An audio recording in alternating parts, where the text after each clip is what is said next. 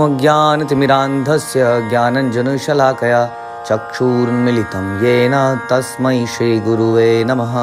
Shri Chaitanya Charitamrita अंतलीला chapter 8 प्रयास संख्या 61।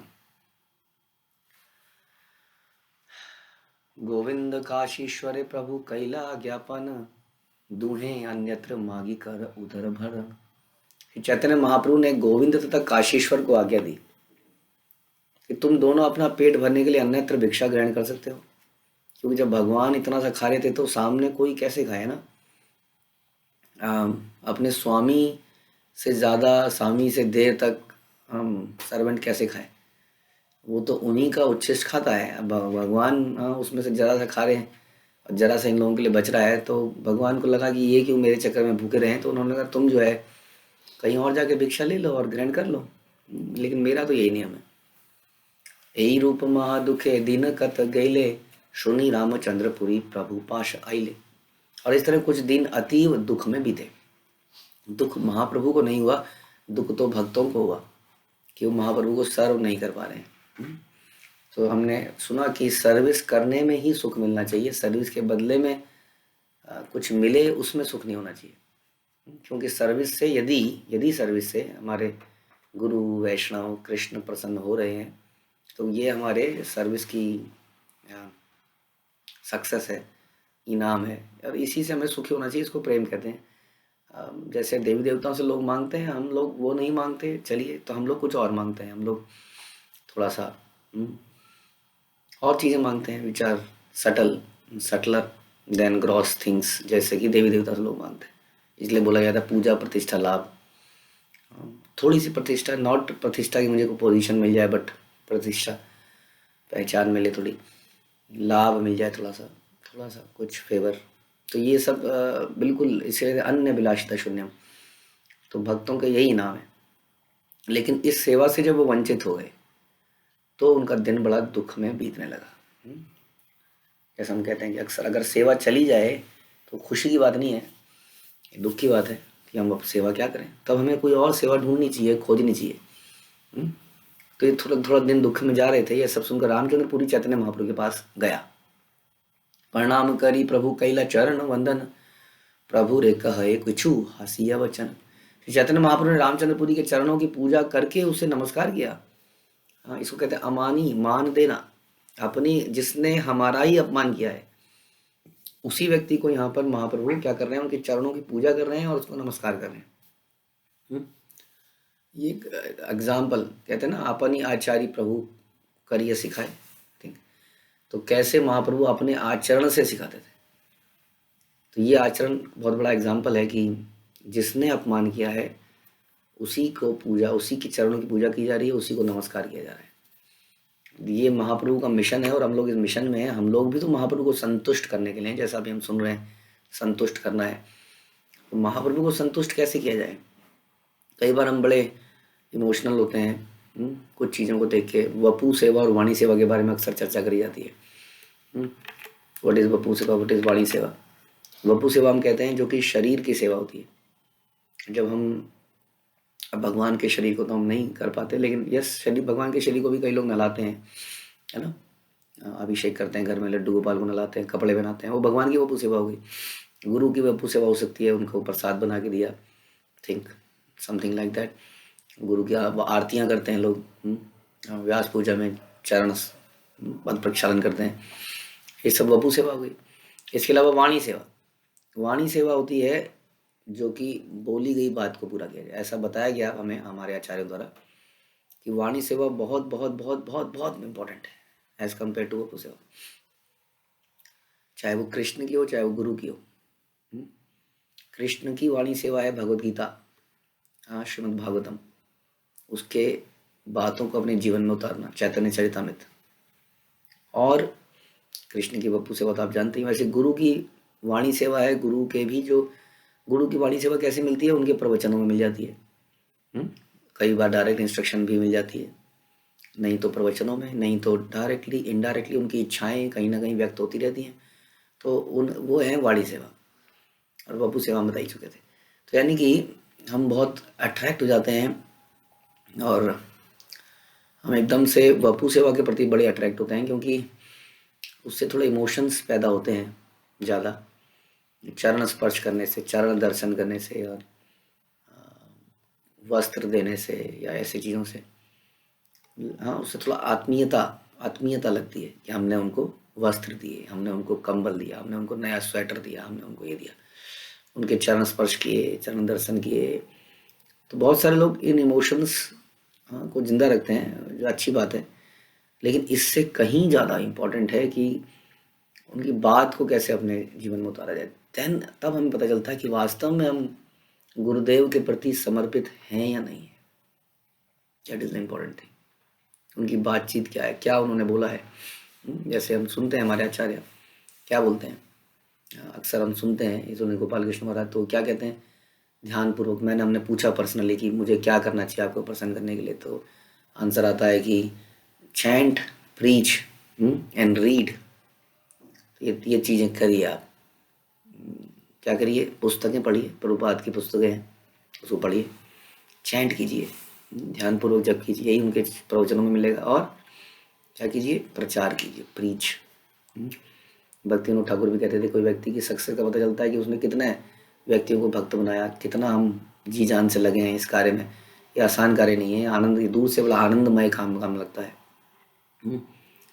Having so many followers, but it is very difficult. तो उसके लिए खून बहाना पड़ता है। हाँ, तो दैट इज़ द इंस्ट्रक्शन। उसके बाद क्या इंस्ट्रक्शंस हैं, जनरली कुछ ही इंस्ट्रक्शंस हैं अगर देखा जाए तो। उसके बाद है अपराधों से बचो, अपराधों से बचो, अपराधों से बचो। और एक है कि भगवत गीता और भागवतम का नित्य पाठ करो। तो इसीलिए हमारी वाणी में भी वैसी ही चर्चाएं अक्सर रहती हैं कि अपराधों से बचो, नित्य भागवत गीता और भागवतम को पढ़ो, प्रभुपाद के ग्रंथों को पढ़ो, चैतन्य चरितामृत पढ़ो। उसके अलावा जो हमने बताया कि आप मॉर्निंग साधना कीजिए इत्यादि। तो इन बातों को मानना, दोष दर्शन ना करना, गीता पाठ, भागवत पाठ करना, पुस्तक वितरण या प्रचार करना और तरीके से, ये हैं, इसको कहते हैं वाणी सेवा। दिस इज कॉल्ड वाणी सेवा। ये आपको डायरेक्टली भी पता चल सकती है, कभी कभी जैसे हमने पूछा तो हमें आंसर मिला, लेकिन वो प्रवचनों में भी पता चल सकती है कि हाँ ऐसा बोला जा रहा है।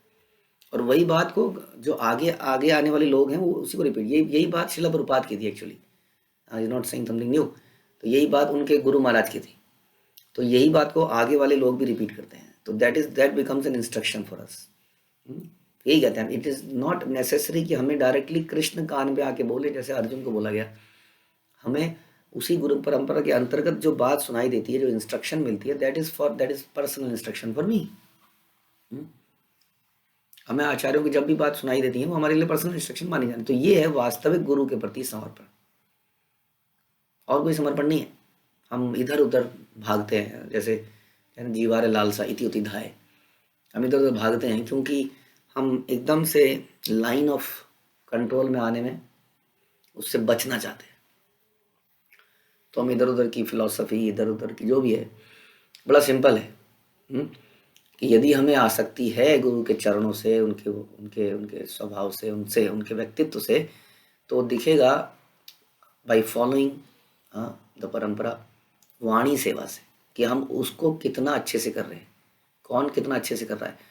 कई बार ऐसा देखा गया कि कोई व्यक्ति एकदम से चरणों पर लेट जाता है, और कोई व्यक्ति है जो जस्ट दूर से प्रणाम करके, उससे पता नहीं चलेगा वास्तव में कौन कितना भक्त है। पता चलेगा कौन कितना समर्पित है, भाई अपने लाइफ को मोल्ड कर रहा है वो, according to the instructions mould कर रहा है, कितना वो कोऑपरेट कर रहा है। एक व्यक्ति है जिसको चिढ़ मच रही है आसपास के लोगों से, सबसे, और एक प्रभुपाद का वाणी सेवा है कि cooperate with each other, no problem, रहो साथ में, रहो साथ में, किसी तरह से इस मिशन को आगे बढ़ाओ। That is the main purpose. उसको मिशन को आगे बढ़ाने के लिए अपनी साधना करो, फॉल्ट फाइंडिंग ना करो, गीता भागवत का पाठ करो और गीता भागवत का प्रचार करो, सिंपल।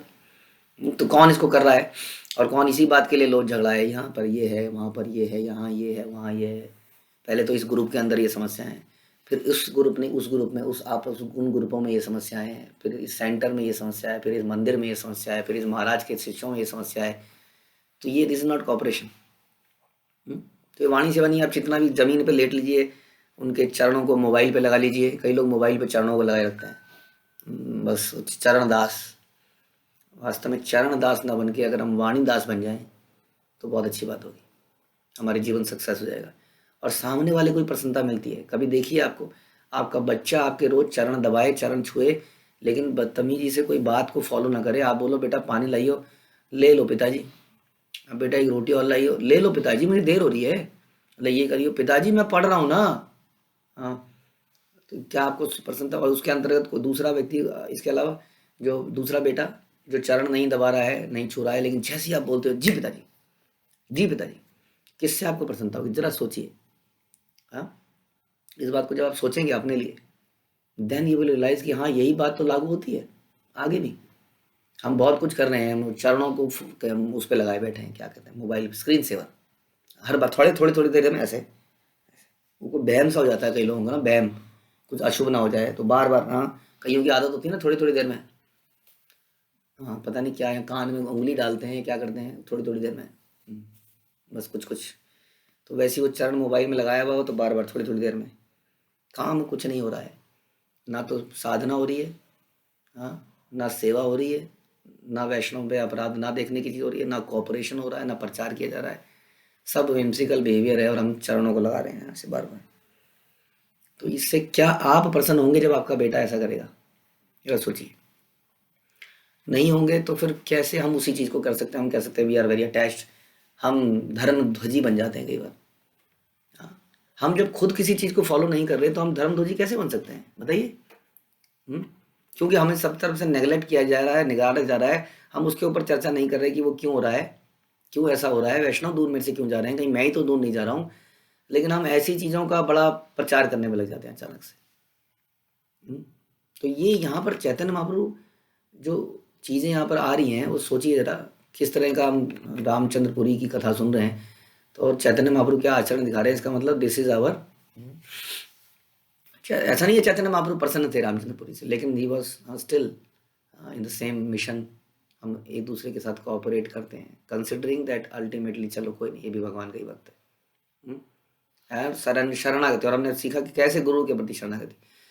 वहाँ के लोगों ने मन में चाहे कितना भी सोच लिया हो, रामचंद्रपुरी से बहुत में बहुत बड़ा अपराध हो रहा था कि रामचंद्रपुरी को किसी ने कुछ करा नहीं, क्योंकि चैतन्य महाप्रभु उनको सपोर्ट कर रहे थे। तो अल्टीमेटली इसलिए सबने सपोर्ट किया कि यही हमारा दर्शन होना चाहिए। ठीक है, तो इस प्रकार से उन्होंने उनके चरण की पूजा करी, नमस्कार किया। तो उनका आचरण, हम ये चर्चा कर रहे थे कैसे महाप्रभु के आचरण और महाप्रभु की वाणी को हमें अपने जीवन में लाना है। त्रिनादपि सुनीचेन तरोरपि सहिष्णुना मान न मान देना कीर्तनीय सदाहरि, ये चैतन्य महाप्रभु की वाणी है। तो ये हमें वाणी सेवा करनी होगी, इसको अपने जीवन में लाकर। कैसे हमारे आचार्यों ने बोला है कि कितनी इंपॉर्टेंट है मॉर्निंग साधना। मॉर्निंग साधना के बाद आपका आध्यात्मिक जीवन कभी भी उन्नति नहीं कर सकता। लेकिन हम सर्दी बढ़ते ही हमारी उठने का टाइम बदल गया, रजाई हमें ज़्यादा प्यारी लगने लगी।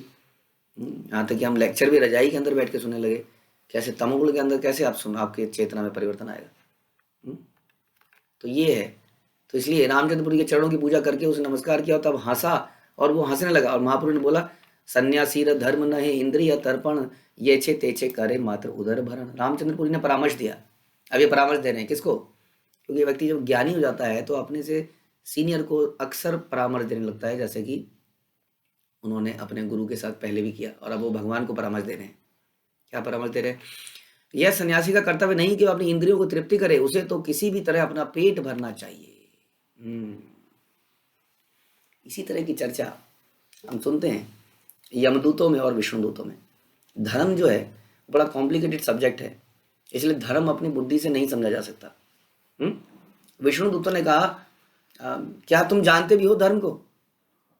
तो यमदूत कहते हैं हाँ हम जानते हैं, हम यमराज के शिष्य हैं, यमराज ने हमें सिखाया धर्म क्या है। देखिए इस व्यक्ति ने ये पाप किया, ये पाप किया, ये पाप किया, ये पाप किया, ये पाप किया, हम इसको बांध रहे हैं, आप बांधने नहीं दे रहे, आप जानते हैं धर्म को। तब वो श्लोक बोलते हैं धर्मो तो साक्षात भगवत प्रणीतो, जो प्रभुपाद का वन ऑफ द फेवरेट श्लोक। धर्म क्या है? धर्म है भगवान को जो प्रसन्न करे, जो भगवान ने निर्धारित करे वही धर्म है। तुम्हें अभी पूरा धर्म मालूम नहीं है। धर्म भी समय काल परिस्थिति के अनुसार यू हैव टू अंडरस्टैंड कि उच्च धर्म क्या है, निम्न धर्म क्या है। जो नाम जपता है जयकर, वो बाद में बताते नहीं, कहते जाओ अपने गुरु से पूछ के आओ, वो बताएंगे तुम्हें क्या है धर्म। तो बाद में यमराज उनको पूरी डिटेल इन्फॉर्मेशन देते हैं कि इसके ऊपर एक और धर्म भी है। तो हम जितनी नॉलेज है नीम हकीम खजराए जान, उससे लोग दुनिया को एनालाइज करने लगते हैं, लेंस लगा के देखने लगते हैं, ये गलत है देखो, ये देखो ये गलत है, ये देखो ये गलत है, ये देखो ये गलत है। अरे समस्या ये है कि हम ही गलत है ना, अभी तो दूसरा गलत होगा, मान लेते हैं आपकी बात, लेकिन अभी तो हम ही गलत हैं, उसके ऊपर क्यों ना कार्य करें? कैसे हो जाता है? क्या हमने अपना घर साफ कर लिया? जब हम बार बार यही देखे जा रहे हैं, उसके घर में ये गंदगी है, उसके घर में ये गंदगी है। हम देख रहे हैं कि बाकी लोग इंप्रूव कर रहे हैं भक्ति में और हम नहीं कर रहे हैं, लेकिन हमें फिर भी सारी दुनिया के घर गंदे दिख रहे हैं।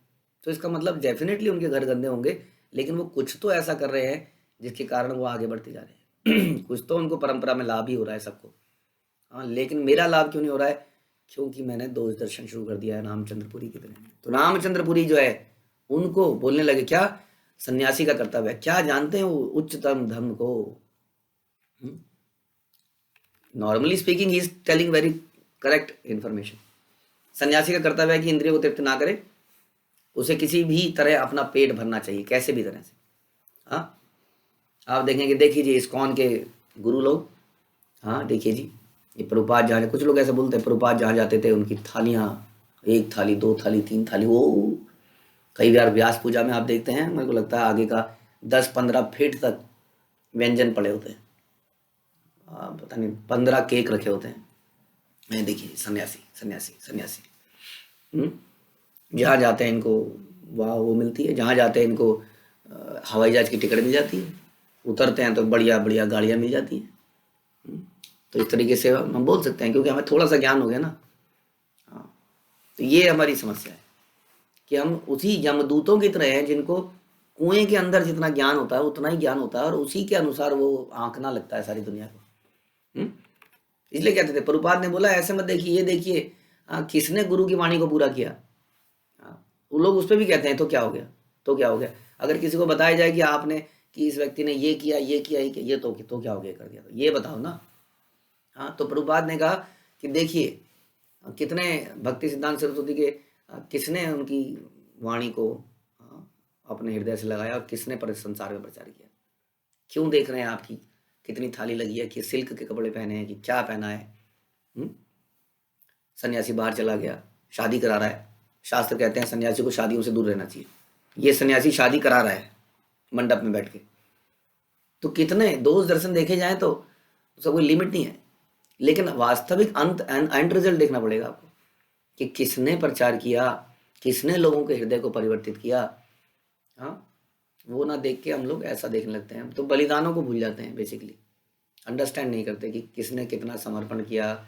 वही बात हो गई, गुरु की वाणी को किसने अपने जीवन का मेन मुद्दा बनाया, ये बात है। और इसी तरह से हमारे सारे आचार्य रहे हैं, भक्ति सिद्धांत भी इसी तरह से रहे हैं। तो ये समझने की बात है कि हमारी नॉलेज लिमिटेड है, हम उससे अगर मूल्यांकन करने लगेंगे तो बस प्रॉब्लम ये है कि हमें वैल्यूअर बनाया किसने।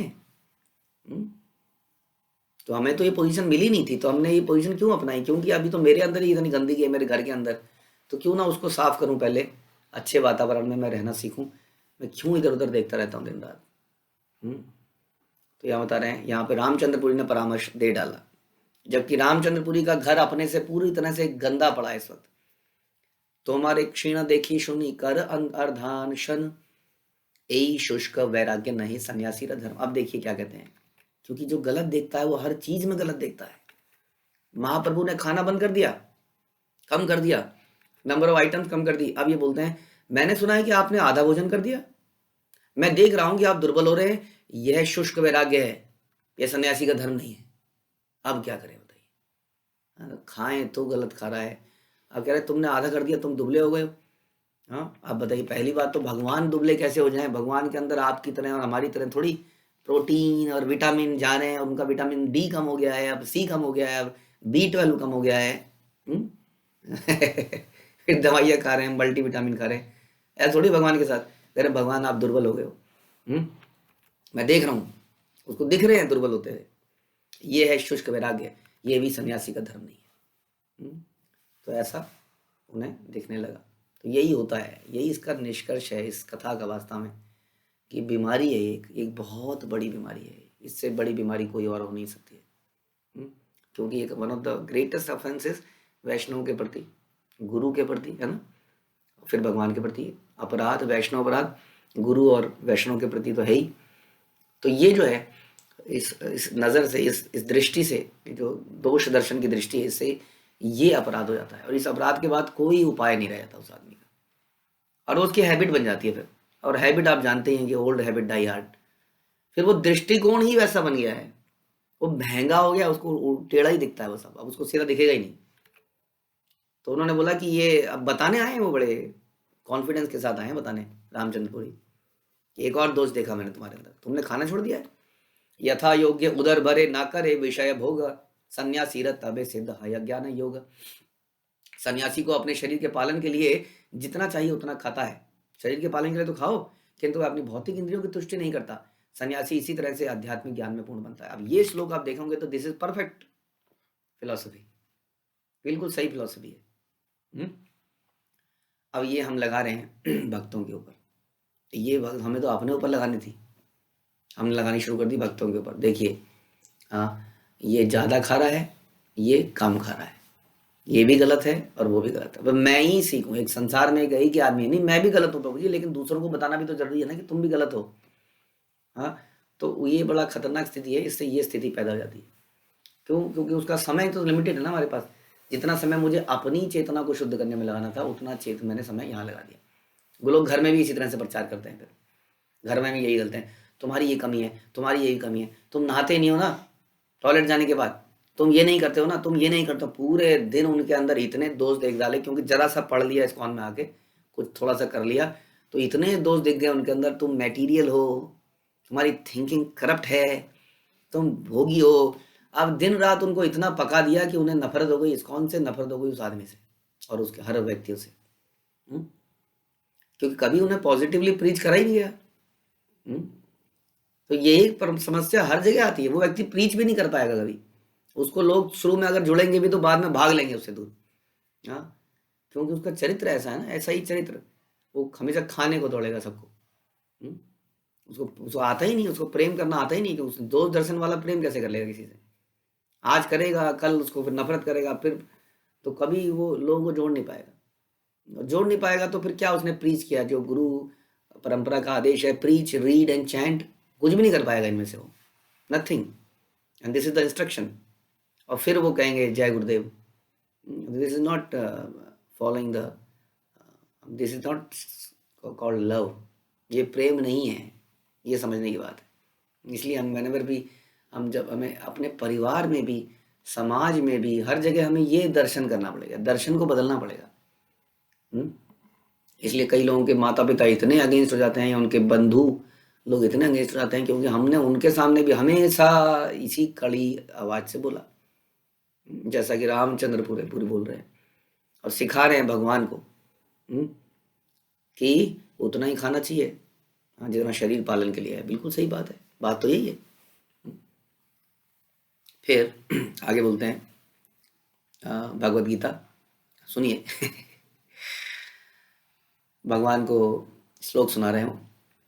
नात्यशनतोऽपि योगो अस्ति नाचेकात्मन शनतः नाचाति स्वप्नशीलस्य जागृतो नैव अर्चार्जुन युक्ताहार विहारस्य युक्तचेष्टस्य कर्मसु युक्त स्वप्नावबोधस्य योगो भवति दुःखः।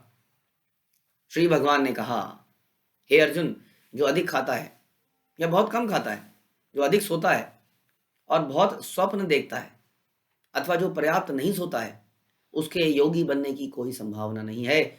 जो खाने, सोने, आमोद प्रमोद और कार्य करने के अभ्यास में नियमित रहता है, वह योगाभ्यास द्वारा समस्त भौतिक क्लेशों से मुक्त रह सकता है।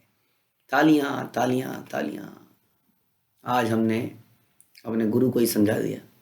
देखो जी, भगवद गीता का श्लोक, रेफरेंस 6.1617। कोई जवाब है आपके पास? नहीं है जवाब, आप जीत गए। तो जीत तो गए, लेकिन हम वास्तव में हार गए, बहुत बड़ी अपने इस माया से हार गए, जैसे कि रामचंद्रपुरी हार गए।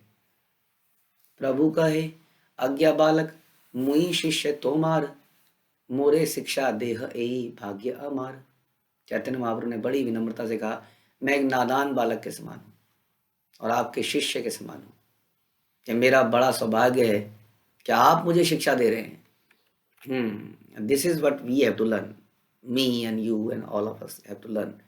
जब निंदा हो तो इस प्रकार से उसको, चैतन्य महाप्रभु क्या करें, अरे आपने इतनी अच्छी शिक्षा दी मुझे, हाँ मैं तो आपके शिष्य के समान हूँ, मुझे बड़ा, मेरा तो बड़ा सौभाग्य है कि आप मुझे ये शिक्षा दे रहे हैं। इसको कहेंगे, अगर हम इसको अपने जीवन में अपना लेते हैं तो ये होगी वाणी सेवा, चैतन्य महाप्रभु की वाणी सेवा। Let's endeavour for it. हम बहुत सारे एंडीवर कर रहे हैं संसार में, हम सब मिल के इस भाव को लाने का प्रयास करें, क्योंकि यही वास्तविक सेवा है, क्योंकि यही चैतन्य महाप्रभु का मूड है, यही उनकी इच्छा है कि हमारा आचरण ऐसा हो। तो हम सब लोगों को शपथ लेनी चाहिए। हम फेल होंगे, नो प्रॉब्लम, क्योंकि मुश्किल काम है, अभी हमारे अंदर इतनी शुद्धि नहीं है, हम फेल होंगे, लेकिन हम शपथ तो ले ही सकते हैं कि हम इसके लिए एंडीवर करेंगे, इसके लिए प्रयास करेंगे कि इस प्रकार निंदक को भी हम धन्यवाद दें, thank you for finding faults in me, I will definitely, हम इसके ऊपर काम करेंगे, इसको रेक्टिफाई करने का प्रयास करेंगे। तो ऐसा यहाँ पर महाप्रभु बोलते हैं। हाँ, इसको अपने जीवन का मूल बना लेना चाहिए। इसलिए चैतन्य महाप्रभु भी इसको कहते थे कि गले में डाल, यहाँ पट्टा बांध लेना चाहिए, तृणादि भी सुनी चाहिए, इसको अंगीकृत करना है। तो ये होगी सबसे बड़ी सेवा गुरु की। तो इसलिए कह रहे हैं कि मैं क्या हूँ, नादान बालक के समान हूँ, आपका शिष्य हूँ, यह मेरा बड़ा सौभाग्य है कि आप मुझे शिक्षा दे रहे हैं। एत सुनी रामचंद्र पुरी उठी गेला, भक्त गण अर्दाशन करे पूरी, गोसाई सुनीला।